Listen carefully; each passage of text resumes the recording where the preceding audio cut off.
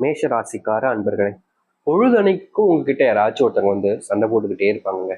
உங்களுடைய வீட்டுல நீங்க தூங்கலான்னு இல்ல சாப்பிடலான்னு இல்ல வேலைக்கு போயிட்டு வந்து அசதியா உட்காந்துக்கிட்டு இருப்பீங்க. அப்ப கூட உங்களை சும்மா உட்கார விடாம, சும்மா எந்த ஒரு விஷயத்தையும் செய்ய விடாம, இந்த வேலையை பாரு அந்த வேலையை பாருன்னு எதையாவது ஒன்று செய்ய சொல்லிக்கிட்டே இருப்பாங்க.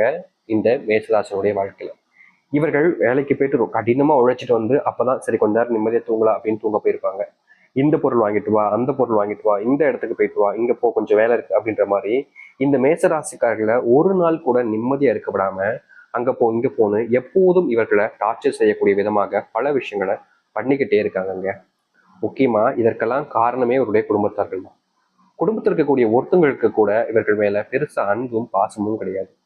முக்கியமா மேஷராசனுடைய வாழ்க்கையில அண்ணன் இருக்கான், தம்பி இருக்கான், தங்கச்சி இருக்கா, தம்பி இருக்கா, எல்லாரும் இருக்காங்க, அம்மா அப்பான்னு எல்லாரும் இருக்காங்க. ஆனா எல்லோரும் இருந்தும் ஒரு அனாதையாக வாழ்ற வாழ்க்கை இருக்குது பாத்தீங்களா? அது இந்த மேஷராசிக்காருடைய வாழ்க்கை தாங்க. இவர்களுக்கு இந்த நிமிஷம் வரைக்குமே நிறைய விதமான பிரச்சனைகள் இருக்கு. ஆனா குடும்பத்துக்குள்ளேயே சந்தோஷம் இல்லாத ஒரு வாழ்க்கையை வாழ்றதுனா இந்த மேஷராசிக்காரர்கள் தான். இவர்கள் குடும்பத்திலேயே தனிமைப்படுத்தப்பட்ட ஒரு நபர்கள் தாங்க சொல்லணும். அதாவது எப்படின்னா, இவர்களுடைய குடும்பத்துல எல்லோரும் இருக்காங்க சரிங்களா? எல்லோருமே எல்லார் மேலேயும் அன்பு காமிக்கணும். ஆனா மற்றவர்கள் மேல எல்லோர் மேலேயுமே எல்லாரும் அன்பு காமிச்சிருப்பாங்க. ஆனா இவர்களை மட்டும் அந்த இடத்துல எப்படி சொல்றதுன்னா, ஒரு பொருட்டா கூட மதிச்சுக்க மாட்டாங்க. எனக்கு என்ன வந்துச்சு அப்படின்ற மாதிரி இவர்களை பற்றி எந்த ஒரு விஷயத்தையும் யோசிக்கவே மாட்டாங்க. அதான் உண்மை.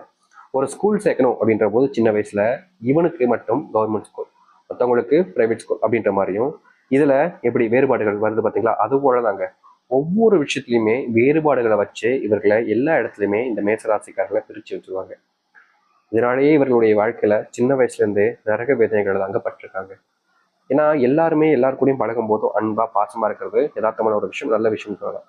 ஆனா இந்த ஒரு பையன் எனக்கு உசத்தை, இந்த ஒரு பையன் எனக்கு ஆழ்த்தி அப்படின்ற ஒரு விஷயம் நடக்குதுனாலே அந்த இடத்துல அவருடைய மனசுக்குள்ள பயமும் கவலைகளும் உண்டாயிடும்.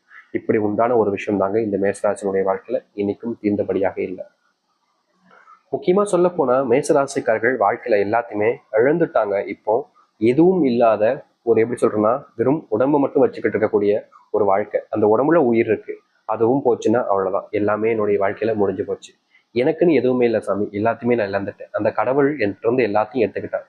எனக்கு ஏன் இப்படி பண்ணாரு எனக்கு தெரியாது. ஆனா நான் எந்த ஒரு தப்பும் பண்ணல, யாரையுமே ஏமாத்தல, யாரையுமே காயப்படுத்தவும் இல்லை. முக்கியமா பொய் சொல்லி மற்றவர்களையும் இருக்கக்கூடிய விஷயத்த எனக்கானதாக மாத்திக்கணும்னு நினைச்சதும் இல்லை, அப்படிப்பட்ட விஷயம் செய்யறது இல்லை. என்னுடைய மனசுல தேவையில்லாத எண்ணங்கள்லாம் தோணுது சாமி. நான் அப்படி செய்யணும்னு நினைக்கவும் இல்லை, அப்படி செய்யணும்னு ஆசைப்படவும் இல்லை. ஆனாலும் என்னென்ன எண்ணங்களோ என்னுடைய மனசுக்குள்ள தோணி எதோ என்னுடைய பண்ணது. நான் தப்பே செய்யக்கூடாதுன்னு நினைக்கிறேன், ஆனாலும் என் மனசுல தப்பான எண்ணங்கள் வருது. ஏதாச்சும் ஒரு சில விஷயம் நடக்கும்போது அந்த இடத்துல எப்படி நடந்துமோ அப்படி நடந்துமோன்னு எப்படி சொல்றேன்னா, நான் வெளியே வண்டியில போறேன், திடீர்னு நமக்கு இப்போ ஆக்சிடென்ட் என்ன செய்யறது அப்படின்ற மாதிரிலாம் ஒரு சில எண்ணங்களுடைய மனசை போட்டு குழப்புது சாமி. இதெல்லாம் எதுக்கு எனக்கு வருதுன்னு எனக்கே தெரியல, ஏன் அப்படின்னு யோசிக்கிறேன்னு எனக்கும் புரிய மாட்டேங்குது. இப்படிப்பட்ட விஷயங்கள்ல என்னுடைய மனசுக்குள்ள பாதிக்கப்பட்டிருக்கணும் அப்படின்ற ஒரு கவலையினாலையும் இந்த மேசராசிக்காரர்கள் எவ்வளவோ நாட்கள் கஷ்டப்பட்டிருக்காங்க. இந்த சில யோசனைகள் முக்கியமா வரதுனாலே இவர்களுடைய வாழ்க்கையில தூக்கம் என்பது இல்லாமல் போச்சுங்க. தூங்கலான்னு படுப்பாங்க. எப்படி ஒரு 9 மணிக்கு 10 மணிக்கு தூங்கலான்னு படுக்கிறாங்கன்னு வச்சுக்கோங்களேன். படுத்தவங்க தூங்கலான்னு தூங்குறோன்னு கண்ணை மூடிடுவாங்க. ஆனா தூக்கம்ன்றது வராது. இந்த சைடு திரும்பி படுப்பாங்க, அந்த சைடு திரும்பி படுப்பாங்க, எல்லா பக்கமும் திரும்பி திரும்பி படுத்துக்கிட்டே இருப்பாங்க. ஆனா தூக்கம் வராது. காரணம் என்னன்னா இவனுடைய மனசுன்றது நிலையானதாக இருக்காது. தூங்கும் போது யோசிக்கும். நாளைக்கு இதை தான் முதல்ல செய்யணும், இதை அடுத்து செய்யணும், இங்க போகணும், அங்க போகணும், இதை வாங்கணும், இதை செய்யணும் அப்படின்னு எல்லா விஷயத்தையுமே இவங்களுடைய வாழ்க்கையில அந்த தூக்கம் திரும்புவதற்கு முன்பாக யோசிக்க ஆரம்பிச்சுவாங்க. முக்கியமா சொல்ல போனா இவர்கள் படுக்கலான்னு போவாங்க பாத்தீங்களா? அப்போ நிஜ வாழ்க்கையில நடக்காத விஷயங்களை கூட நடந்த மாதிரி கற்பனை பண்ணிக்கிட்டு அதையும் யோசிக்க ஆரம்பிப்பாங்க இந்த மேசராசிக்காரர்கள். இப்படியே வாழ்க்கையில பாதி நாட்களை கடந்துட்டாங்கன்னு தாங்க சொல்லணும். இது நாள் வரைக்குமே இப்படிப்பட்ட வாழ்க்கையாக தானே உங்களுடைய வாழ்க்கை இருந்துச்சு. ஆனா இனி வரக்கூடிய காலங்கள்ல உங்களுடைய வாழ்க்கையில மிகப்பெரிய மாற்றங்களை நீங்க பார்க்க போகிறீர்கள். முக்கியமா எந்த பிரச்சனைகள் இருக்குதோ அந்த பிரச்சனைகளுக்கு முற்றுப்புள்ளி கிடைக்கக்கூடிய விதமாக உங்களுடைய வாழ்க்கை என்றது அமைய போகுது. இதற்கு முன்பு நடந்த வாழ்க்கையை, இதற்கு முன்பு பார்த்த வாழ்க்கையை விடுங்க. இனி வரக்கூடிய காலங்களில் இந்த மேசராசிக்காரர்களுக்கு எப்படிப்பட்ட வாழ்க்கை அமைதுன்றதை பற்றி தெளிவாக பார்ப்போம். அதற்கு முன் நம்முடைய சேனலுக்கு நீங்கள் ஒரு புதிய பார்வையாளர் இருப்பினும் இதுவரைக்கும் நம்ம சேனலை நீங்க சப்ஸ்கிரைப் பண்ணாமல் பார்க்கலன்ற போதும் சேனலை மறக்காம சப்ஸ்கிரைப் பண்ணிக்கோங்க. அப்பதான் நம்ம போடக்கூடிய அனைத்து தகவலும் உங்களுக்கு நோட்டிஃபிகேஷன் வந்து கொண்டிருக்கும். முடிஞ்ச அளவுக்கு வீடியோவை ஸ்கிப் பண்ணாமல் பாருங்க. மேஷ ராசிக்கார அன்பர்களே, உங்களுடைய வாழ்க்கையில் ஏற்படக்கூடிய முதல் பிரச்சனையே செல்வ கஷ்டங்கள் தாங்க.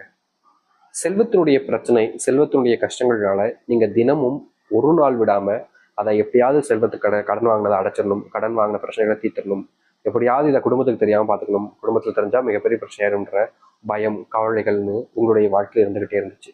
முக்கியமா இந்த கடனை வாங்கினதுனால, கடன் கொடுத்ததுனால உங்களுடைய வாழ்க்கையில நீங்க பட்ட அவமானங்கள் ரொம்ப அதிகங்க. நிறைய பேர் சொல்லுவாங்க, கடன் வாங்கினாங்க அவமானப்பட்டாங்க. சரி, கடன் கொடுத்தே அவமானப்பட்டாங்க. கடன் கொடுத்ததுக்கு கடன் வாங்கினவங்க, அதாவது இவங்க இருந்து கடன் காசு கேட்கறாங்க பார்த்தீங்களா பேசுறதுக்கிட்ட, அது யாருன்னு தெரிஞ்சுப்பாங்க. அதாவது எப்படி சொல்றோம்னா, தன்னுடைய நண்பன் அப்படின்னா கொடுத்துருவாங்க, எனக்கு தெரிஞ்சவங்க கடன் அப்படின்னா கொடுத்துருவாங்க. இப்படிப்பட்ட விஷயங்கள்ல எவ்வளவு பணமாக இருந்தாலும் சரிங்க, தெரிஞ்சவங்க அப்படின்ற போது கொடுத்துருவாங்க. ஒரு சில நேரங்கள்ல மற்றவிடம் இருந்து பணம் வாங்கியும் இவர்கள் மற்றவர்களுக்கு கொடுப்பாங்க. அது வட்டிக்கெல்லாம் இருக்குல்ல, கடனா இப்போதைக்கு உதவி செய்யும் விதமா கொடுத்துருவாங்க. ஆனா கடைசி நிமிடம் வரைக்குமே இந்த மேசராசனுடைய வாழ்க்கையில இவர்கள் யாருக்கு பணம் கொடுத்தார்களோ அவர்கள் இவர்கள் கிட்ட பணத்தையே கொடுக்க மாட்டாங்க. சரி, இவங்களுடைய சம்பளம் வர்றதுக்கு அப்புறமா இவங்க கொடுத்துலாம்னு இப்படியே மாறி மாறி பண்ணிக்கிட்டு இருந்தாங்க. ஆனா வாங்கினவங்க கடைசி வரைக்கும் பணத்தை திருப்பி கொடுக்கலாங்க. இப்படிப்பட்ட விஷயங்களாலேயே இவர்கள் கடன் பிரச்சனையில மிகப்பெரிய பிரச்சனையாகவே சிக்கிக்கிட்டாங்கன்னு சொல்லணும். இவங்க கொடுக்கல, அதாவது இவங்க ஒருத்தவங்க கொடுத்தாங்க, இவங்க கிட்ட ஒருத்தவங்களுக்கு கொடுக்கல. ஆனா இவங்க கொடுக்காம இருக்க முடியாதுல்ல, இவங்களுடைய மனசு அப்படி ஏத்துக்காது. அதாவது ஒருத்தங்கிட்ட பணத்தை வாங்கிட்டு இல்ல அப்புறம் தரேன் சொல்லிடுறது மனசுக்கு உறுத்தாதுன்றதுக்காக மறுபடியும் மறுபடியும் கடன் வாங்கி கடன் வாங்கி கடன் வாங்கி இவருடைய கடன் அடைக்கக்கூடிய நிலைமைக்கு தள்ளப்பட்டிருக்காங்கன்னா அது இந்த மேசராசிக்காரர்கள் தான். இப்படிப்பட்ட கடன் பிரச்சனை என்பது உங்களுடைய வாழ்க்கையில இனி வரக்கூடிய காலங்களில் தீர்வுகள் என்பது கிடைக்கும். உங்களுக்கு இது நாள் வரைக்குமே இந்த கடன் பிரச்சனையால் ஏற்பட்ட அந்த மரியாதை இருக்கு பார்த்தீங்களா, போன மரியாதை, அதையெல்லாம் திரும்ப வரக்கூடிய வகைகளில் உங்களுடைய வாழ்க்கையில நீங்க முன்னேற்றத்தை பார்ப்பீங்க.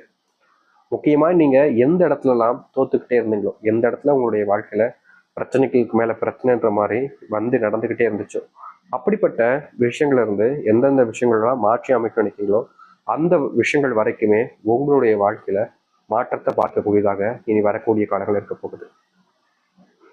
உங்க வாழ்க்கையில நீங்க நடக்கவே நடக்காது, மாறவே மாறாது என்று நினைச்சுக்கிட்டு கவலைப்பட்டுக்கிட்டு இருந்த ஒரு வாழ்க்கையில ஏன் இனி வரக்கூடிய காலங்கள்ல உங்களுடைய வாழ்க்கையில மிகப்பெரிய மாற்றத்தை நீங்க சந்திப்பீங்க. அது உங்களுக்கு சந்தோஷத்தை கொடுக்கக்கூடியதாக இருக்கும்.